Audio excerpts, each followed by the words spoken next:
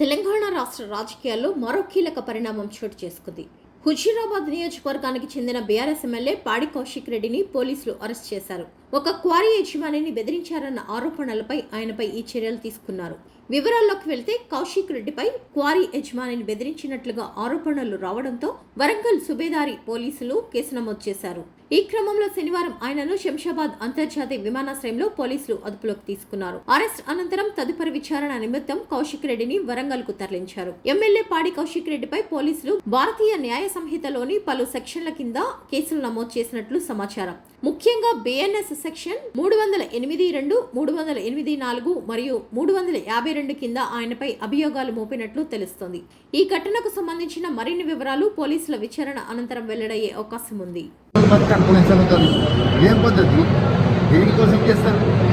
అసలు నేను చేసిన తప్పేంటి, నేను చేసిన అన్యాయం ఏంటి? ప్రజల కోసం బరాబర్ ఆ క్వారీలో ఇబ్బంది అవుతుంది. ఇల్లీగల్గా నడుస్తుంది క్వారీ. అది రేవంత్ రెడ్డి బేనామీ, సీతక్క బేనామీ, కడియం శ్రీహరి బేనామీ, ఎమ్మెల్యే నాగరాజ్ బేనామీ.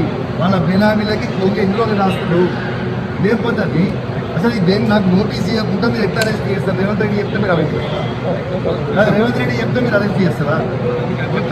రేవంత్ రెడ్డి ఇదే కాదు కదా. రేవంత్ రెడ్డి మీ జీతం మీద రేవంత్ రెడ్డి ఇదేం పద్ధతి? ఇది పద్ధతి కాదు కదా. ఇదేం పద్ధతి? ఇది పద్ధతి కాదు కదా. ఇది పూర్తిగా అన్యాయం.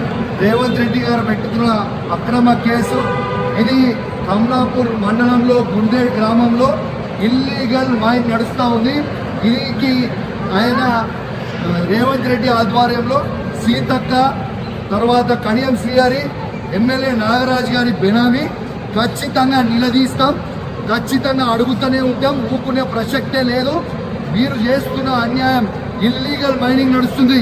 అక్కడ కేవలం 2.5 హెక్టర్స్ మాత్రమే ఉంటే ఇలా ఆడ ఇల్లీగల్ మైనింగ్ 20 ఎకరాలలో చేస్తూ ఉన్నారు. గుండేడ్ గ్రామ ప్రజలందరికీ కూడా చాలా ఇబ్బంది అవుతూ ఉంది. గుండేడ్ గ్రామ ప్రజలు మొత్తం కూడా ఇబ్బంది పడుతూ ఉన్నారని చెప్పి కూడా ఈ సందర్భంగా తెలియజేస్తా ఉన్నాను.